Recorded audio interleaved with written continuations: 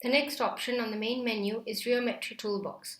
You can use this toolbox to convert the raw instrument data measured by a rheometer into rheologically meaningful parameters. For example, a capillary or a slit die rheometer measures the flow rate from the piston speed and the corresponding pressure drop across the die. On the other hand, a rotational rheometer measures the spindle RPM and the torque. Using this toolbox, you can convert these data into shear rate, shear stress, and finally viscosity. On this Rheometry Toolbox screen, first we select the rheometer geometry. For example, let us select capillary die.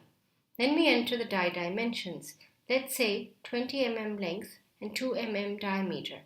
We also enter the volumetric flow rate of the material through the die, which is 1 cc per second. As we press calculate, it gives us the shear rate as 1273.2 reciprocal second. Then we enter the pressure drop, let's say 100 bar. By pressing calculate, we get the shear stress, which is 250 kilopascal. Simultaneously, we also get the viscosity by dividing the shear stress by the shear rate, which is 196.36 pascal second. Let us now try the cone and plate geometry. We will use a 50 mm cone with a 2-degree angle. If our RPM is 10, it gives a shear rate of 30 reciprocal second. We also enter the torque, which is 1 millinewton meter.